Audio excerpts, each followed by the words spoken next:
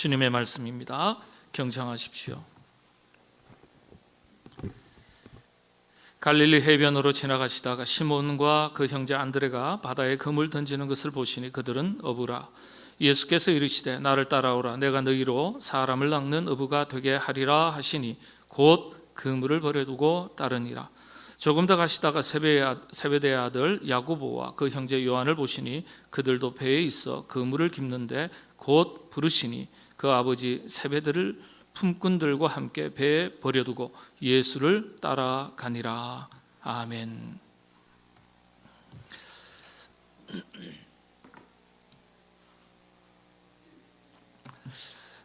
지난 11일 평생 김밥을 팔다가 생을 마치신 할머니의 이야기가 장안의 화제거리가 되었습니다. 향년 95세 장수하셨습니다. 이 할머니를 어머니라 부르는 사람들이 무려 11명이나 되었습니다. 그러나 그분들은 이 할머니의 친자식이 아니었습니다. 할머니께서 자식처럼 거두고 돌보고 기른 지적 장애인들이었습니다. 그들은 이 할머니를 두고 어머니라고 불렀습니다. 이 일 때문에 화제거리가 된 건 아니에요. 할머니께서는 11살 때부터 김밥을 팔아서 생계를 꾸리셨습니다. 11살짜리가요. 이후에 평생 김밥을 팔아 사셨습니다. 돈이 얼마가 모일 때마다 전부 그런데 어려운 이웃을 위해서 기부해 오셨습니다. 평생을 이렇게 살아오시면서 기부하신 돈이 7억이 훌쩍 넘습니다. 그리고 세상을 얼마 전 떠나시면서 거주하시던 집 보증금 5천만 원까지도 마지막으로 다 세상에 기부하고 떠나셨습니다. 집안이 어린 시절에 너무 어려워서 11살 때 학교를 그만두고요. 2년도 채 다니지 못했던 학교를 그만두고 서울역 앞에서 김밥 장사를 시작했다고 합니다. 이후에 성남시 그리고 남한산성 이렇게 여기저기로 옮겨 다니시면서 평생을 김밥을 팔아 생계를 이어 오셨습니다. 365일 하루도 장사를 쉬지 않으셨다고 합니다.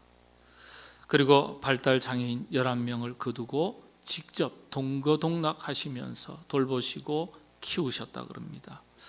집안도 변변찮고 배운 것도 가진 것도 없어서 결혼을 했지만은 아이를 낳지 못한다는 이유 때문에 내쫓겨 이혼을 당하셨습니다. 가슴에 큰 상처를 받았지만은 이 할머니께서는 그 상처 속에 파묻혀 사시지 않았습니다. 이후에 홀로 사셨지만은 자신의 상처를 보상받기 위해서 자신의 행복만을 추구하는 것에 갇혀 사시지 않았습니다. 오히려 자신의 아픔을 승화시켜서 또 다른 사람들과 더 큰 행복을 이루고 평생을 살다가 생을 마치셨습니다. 돈이 없어 학업을 중단하는 아이들을 보면서 자신의 어린 시절 배우지 못했던 그 소가리 생각하시면서 장학금을 3억 원이나 흔쾌히 내놓으셨습니다. 그리고 지적 장애인들을 집으로 데려와서 돌보며 같이 사셨습니다. 그리고 장애인을 위한 시설 건립을 위해서 3억 원을 또 쾌척해 내놓으셨습니다. 이후에도 할머니의 기부와 후원은 계속 이어졌습니다. 그리고 더 큰 행복을 만들어가며 사셨습니다. 이런 일이 마침내 세상에 알려져서 2021년에 청와대에 초청을 받게 되었습니다. 이 일이 KBS 방송국에서 방송을 통해서 전국으로 알려지게 되었습니다. 그때 할머니께서는 어린 시절 홀아버지 밑에서 자라면서 일본 순사의 눈을 피해서 김밥을 팔아서 돈을 벌었던 자신의 이야기를 하셨습니다. 이렇게 말씀하셨습니다. 그렇게 번 돈으로 먹을 걸 사 먹었는데 너무 행복해서 남한테도 주고 싶었습니다. 돈이 없는 사람에게 이 돈을 주면 이 행복을 나누어 줄 수 있었습니다. 나누는 일만큼 기분 좋은 일이 없었습니다. 눈물을 흘리시면서 말씀을 하셨습니다. 이때 이 할머니의 사연이 말씀드린 대로 전국으로 알려지기 시작했습니다. 이후에 할머니는 노구의 몸임에도 불구하고 여전히 쉬지 않으시고 움직이시면서 틈틈이 자신의 것을 나누시며 사시다가 2024년 3월 11일 생을 마치셨습니다. 이분은 하나님을 믿는 크리스찬입니다. 사랑과 나눔, 섬김의 삶을 온몸으로 실천하시다가 천국에 가셨습니다. 박춘자 할머니의 이야기입니다. KBS 방송국에서 인터뷰할 때 그 인터뷰가 지상에 소개가 되었습니다.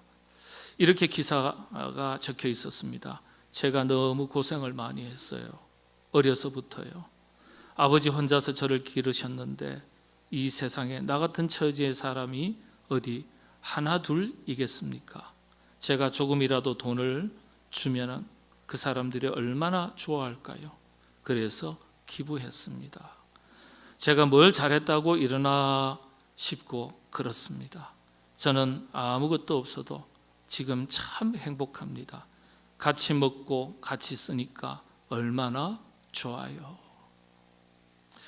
행복은 소유에만 있는 것이 아니죠. 어쩌면 더 큰 행복의 비결을 우리에게 알려주시고 가신 분이 아닐까 생각합니다. 그리고 더 가치 있는 삶이 무엇인지를 우리에게 가르쳐주고 가신 분이십니다. 소유가 우리의 가치를 결정짓는 것이 아니에요. 가치 있는 일이 우리를 가치 있게 만들고 우리를 진정으로 행복하게 만들어갑니다. 할머니께서는 우리에게 이것을 보여주신 분이셨습니다. 오늘 본문 이야기를 들어가겠습니다. 오늘 본문 이야기를 통해서 세 가지를 생각해 볼 수 있습니다. 오늘 본문의 이야기와 이 할머니의 이야기가 일맥상통하는 교훈이 담겨져 있습니다.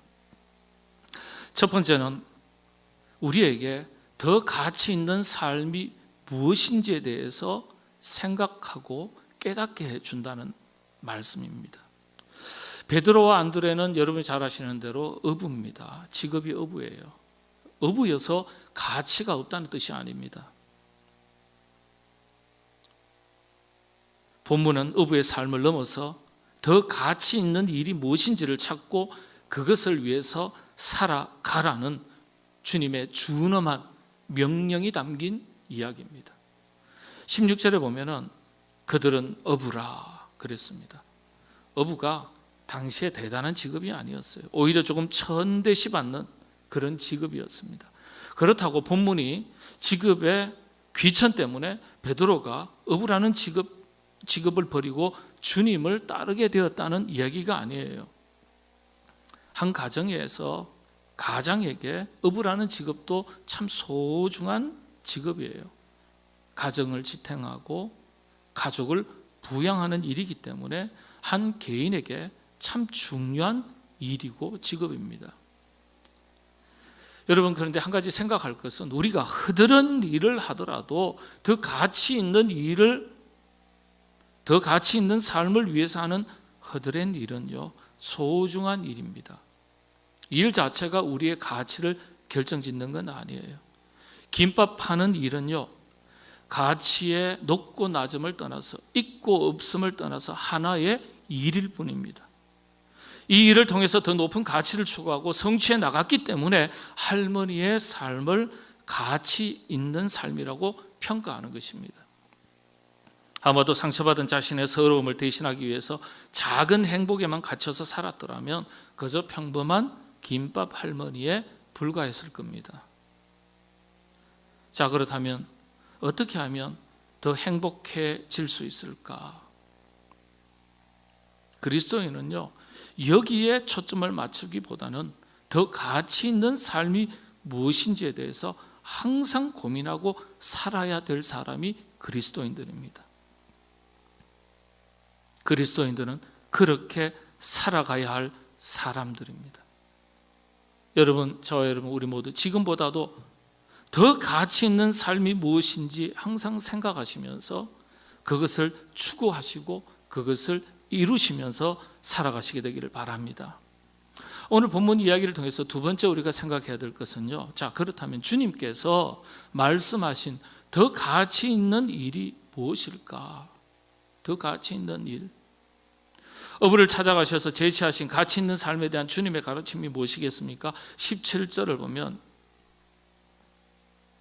내가 너희로 사람을 낚는 어부가 되게 하리라. 사람을 낚는 어부가 되게 하겠다. 그렇습니다. 더 가치 있는 삶이란 사람을 살리는 일, 생명을 살리는 일, 영혼을 살리는 일인 것을 가르쳐주고 있습니다. 여러분, 생명 살리고 영혼 살리고 사람 살리는 이보다 더 가치 있는 일이 세상에 어디에 있겠습니까? 이런 삶을 살아가도록 초청하신 거예요. 삶의 목적과 관심을 다시 발견하도록 변화를 이끄신 거예요. 여러분, 어부의 최고의 가치와 관심이 무엇이겠습니까? 물고기. 그 다음 고기 잡는 배, 그 다음은 그물이고요. 물고기 잡는 것이 중요하기 때문에 그 다음에 배가 중요하고 그 다음에 그물이 중요한 거예요. 가만히 한번 생각해 보십시오. 최고의 가치가 무엇이냐에 따라서 그 다음 가치의 순서가 달라집니다. 우선순위가 달라지는 거예요. 삶의 우선순위가 달라지는 거예요. 여러분, 요즘 참 자녀가 중요하지 않습니까? 이번에도 비전 트립 팀 자녀들 그 돈을 들여서 시간을 들여서 어떻게 그렇게 보냅니까? 자녀가 중요하니까요. 자녀가 중요하면 그 다음으로 선생님이 중요해요. 또 학교가 많은 학교가 있지만 어느 학교가 더 좋은 학교인지 관심이 있습니다. 그 다음에 학교가 중요해요. 그 학교가 속해 있는 그 지역 학군이 중요합니다. 학교와 학군만 중요합니까? 아니요. 학교 수업 마치면 애들 어디를 보냅니까? 자녀 없으세요? 예, 학원 보냅니다. 그 다음 단일 학원이 중요합니다. 학원만 중요합니까? 교통이 중요합니다. 이와 같은 거예요. 최고의 가치가 어떤 것이냐에 따라서 그 다음 가치의 순서가 다 달라지는 거예요. 그래서 우리가 신앙인이라는 관점에서 볼 때 그리스도인에게 최고의 관심사는 어떤 것이 되어야 하는가, 이 부분에 대한 이야기입니다. 당연히 당부하신 주님의 지상 명령 그 자체예요. 마태복음 28장 19절에서 20절 말씀을 보면 그러므로 너희는 가서 모든 족속으로 제자를 삼아 아버지와 아들과 성령의 이름으로 세례를 주고 내가 너희에게 분반 모든 것을 가르쳐 지키게 하라. 볼지어다 내가 세상 끝날까지 너희와 항상 함께 있으리라 하시니라. 이 지상 명령을 한마디로 요약을 하면요, 영혼을 구해라, 생명을 살려라, 사람 살려라, 그런 명령입니다. 오늘 본문의 이야기를 오늘 우리 시대에 쉬운 언어로 바꾼다면요, 일상의 언어로 바꾸면 이렇게 바꿀 수 있지 않겠습니까? 예수님께서 베드로, 안드레, 야고보, 요한을 만나셔서 하신 말씀, 이복의 자네들 관심을 좀 바꾸어. 물고기보다 더 가치 있는 것, 고기잡이 배보다 더 가치 있는 것, 그물보다 더 소중한 것, 그것 위해서 인생을 살아야지. 사나이가 대장부가 말이야, 한평생 살면서 물고기 잡다가 한평생 다 보낼 텐가? 아, 이 사람들아, 멋있게 인생 한번 살아보고 가야 하지 않겠냐? 그러시면서 말씀하시기를 뭐라고 말씀하시는 거예요? 사람 위해서 살아, 사람 위해서. 사람 살리는 데 살아. 그게 가치 있는 인생이야. 생명 살리는 일, 사람 살리는 일, 영혼 구원하는 일, 그 일을 위해서 살아. 그게 가치 있는 인생이야. 그러니까 물고기의 온통 마음을 빼앗긴 거, 그 마음을 바꾸라고. 그물도 배도 그 마음을 빼앗겼다면 그 마음을 비우게. 내가 그런 사람으로 만들어 줄 테니까 나를 따라오시게. 예수님께서 이렇게 말씀하신 거예요. 우리의 언어로 바꾸면 그렇다는 거예요.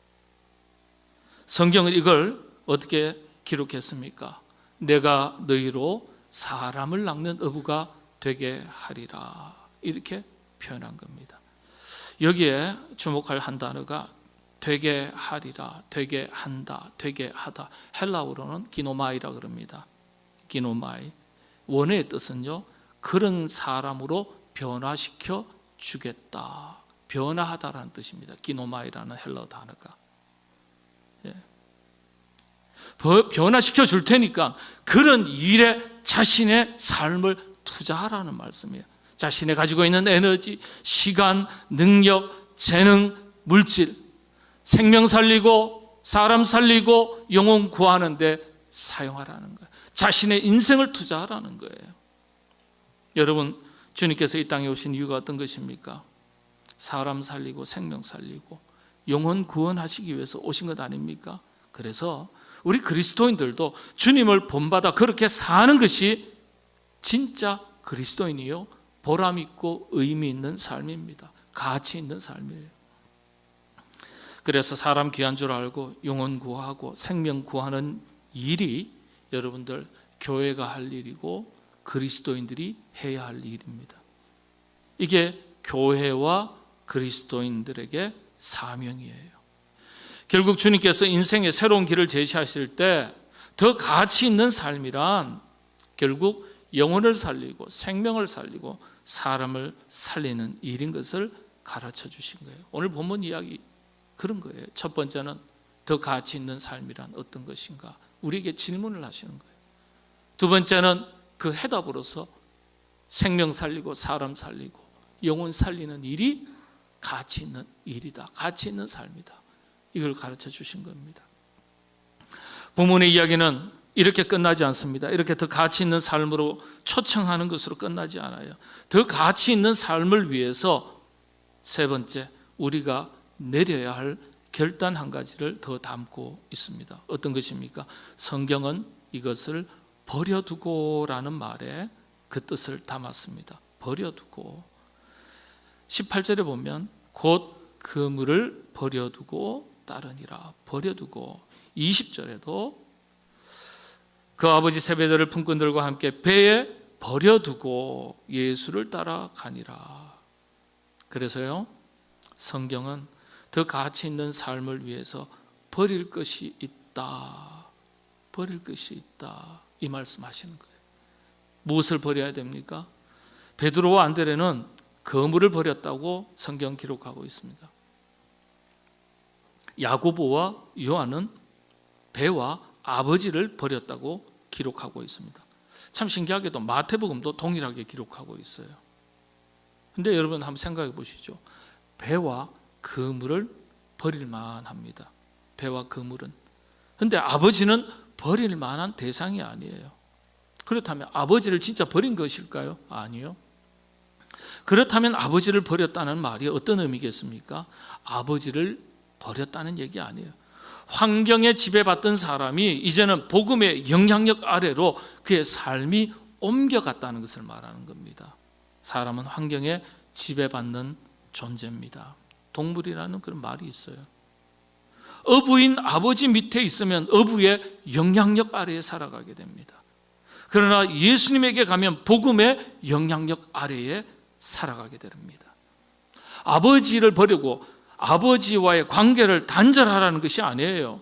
예수님과 새로운 관계를 맺으니까 업으로 사는 것이 아니라 예수님의 영향력 아래, 복음의 영향력 아래, 복음의 사람으로 살게 된다는 걸 말하는 거예요. 여러분은 어떤 영향력 아래에 놓여서 살아가고 계십니까? 누구의 영향력 아래에 살아가고 있습니까? 사람의 영향력 아래에, 아니면 환경의 영향력 아래에 사는 것이 아닙니까? 하나님의 영향력 아래에, 복음의 영향력 아래에 살아갈 수 있으시기를 바랍니다. 그래서 이를 위해서 버릴 것이 있다는 말씀이에요. 무엇을 버려야 되겠습니까? 영적 성장을 가로막고 보람된 신앙 생활을 가로막는 것이 있다면, 더 가치 있는 삶을 살아가야 하는데 그것을 가로막는 것이 있다면, 장애물이 있다면, 걸림돌이 있다면 그것을 과감하게 버리라는 거예요. 과감하게 벗어나라는 거예요. 그게 여러분 욕심일 수도 있고요, 어떤 것에 대한 집착일 수도 있고요, 묵은 생각의 습관, 행동의 습관일 수도 있고요, 자기 성취를 위한 인간적인 야망일 수도 있습니다. 이런 것들을 벗어나라는 말씀이에요. 한마디로 더 가치 있는 삶을 살지 못하게 하는 모든 것들을 벗어나라는 말씀이에요. 물론 이 중에는 바꿀 수 있는 것도 있고요, 버릴 것도 있고요, 고쳐야 할 것도 있습니다. 각자 한번 생각해 보세요. 각자의 몫입니다. 육신의 삶의 만족과 행복에 초점이 맞추어진 것들이 있다면 사람 살리고 영혼 살리고 생명 살리고 더불어 함께 살아가는 세상의 생명의 풍성함을 위하여 아름다운 세상 만들어가는 일에, 거룩한 사명을 감당하는 일에 더 가치 있는 삶을 꿈꾸고 살아가야 하지 않겠습니까? 이런 영적 세계가 여러분들에게 열릴 수 있게 되시기를 바랍니다. 자, 마지막으로 주님의 부름과 요청에 베드로, 안드레 그리고 야고보와 요한의 마지막 또 다른 반응 하나가 있습니다. 어쩌면 우리에게 꼭 필요한 것이 아닐까, 그렇게 생각되는 단어입니다. 주목할 한 단어가 있는데 18절, 20절 다시 한번 보시죠. 곧 그물을 버려두고 따르니라. 20절, 곧 부르시니 그 아버지 제베드를 품꾼들과 함께 배에 버려두고 예수를 따라가니라. 어떤 단어죠? 잘 모르시겠어요? 어떤 단어죠? 그렇습니다. 곧이라는 단어예요. 즉시, 이에. 곧이라는 말이 빠져도 하등의 문제가 없습니다. 그런데 왜 곧이라는 말이 기록되었을까요? 성경은 이것을 강조하고 있는 거예요. 베드로와 안드레의 결단에서도 20절 야고보와 요한의 결단에서도 이 점을 분명하게 지적하고 있습니다. 반복적으로 사용했어요. 참 신기한 건 마태복음에서도 동일하게 사용합니다. 곧, 이에, 즉시 같은 의미입니다. 제자들의 망설임 없는 자기 결단을 보여주는 겁니다. 더 가치 있는 삶을 살기 위한 자기 결단을 말하는 거예요. 우리가 성경을 읽을 때 이런 점에 유의해서 읽어야 됩니다. 곧, 즉시 깨달았으면 깨달은 바 실천하는 삶이 뒤따라야 능력 있는 신앙, 힘이 있는 신앙이 될 수 있다는 겁니다. 우리의 약점과 한계가 어떤 것입니까? 알기는 알아도 아는 만큼 살지 않아요. 우리가 배워서 익혀서 머리에 든 대로 아는 대로 산다면 우린 다 성인 군자가 될 겁니다. 예수님보다는 조금 못한 수준까지 올라갈 수 있어요. 우리는 아는 대로 배운 대로 살지 않습니다. 나에게 익숙한 대로 살아요. 자기 만족을 위해서 살아요. 우리가 깨닫기는 깨달아도 깨달은 대로 실천하지는 않아요. 그래서 실천하지 못하기 때문에 용두사미가 되고 신앙의 본을 보이지 못하기 때문에 그래서 부끄러울 때가 많습니다. 베드로가 가정을 버리고 배를 버리고 그물을 정말 버리고 떠나간 것이 아니에요. 마음을 바꾼 거예요. 마음을 더 가치 있는 것으로 인생의 목표를 수정한 거예요.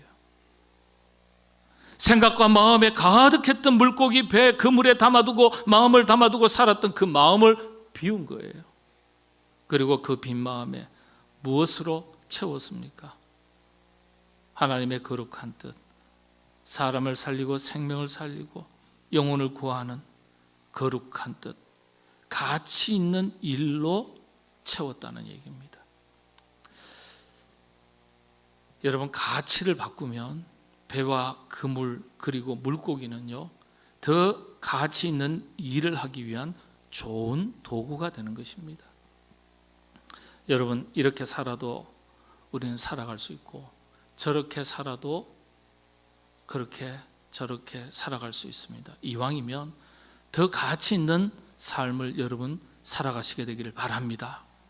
박춘자 할머니의 이야기가 저는 베드로와 안드레 그리고 야고보와 요한의 이야기처럼 들렸습니다.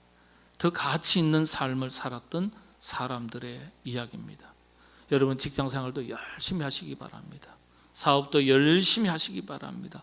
무엇이든지 열심히 하며 사시기를 바랍니다. 그러나 그 속에서 더 가치 있는 삶이 어떤 것인지, 그 더 가치 있는 삶을 내가 살아가고 있는지 끊임없이 물어보면서 살아가시게 되기를 바랍니다. 사람 살리고 생명 살리고 영혼 구하는 일보다 더 가치 있는 일이 있겠습니까? 우리가 무엇을 하든 자기 만족과 행복, 자기 욕망을 넘어설 줄 아는 사람으로 살아갈 수 있어야 되겠습니다. 그래서 사도 바울은 이렇게 이야기했습니다. 고린도전서 10장 31절이죠. 사도 바울을 통해서 주님께서 우리에게 일러주신 말씀입니다. 그런즉 너희가 먹든지 마시든지 무엇을 하든지 다 하나님의 영광을 위하여 하라. 여러분, 성경의 이야기가 남의 이야기가 되지 않아야 하겠습니다. 나의 이야기가 될 수 있도록 저와 여러분 우리 모두 그렇게 한번 살아갈 수 있도록 하나님께서 큰 은혜 더해 주시기를 바랍니다. 기도하겠습니다. 걸어가신 주님, 우리 모두 하늘에 속한 사람으로 살게 하셨는데 하나님의 자녀로, 하나님의 백성으로 하나님의 뜻을 구하며 살아갈 수 있도록, 더 가치 있는 인생을 살아갈 수 있도록 우리를 인도하여 주옵소서.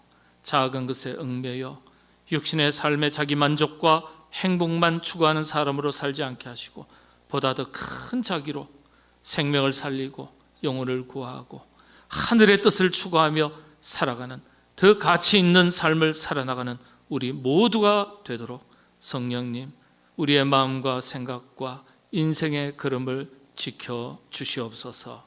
예수님의 이름으로 기도하옵나이다. 아멘.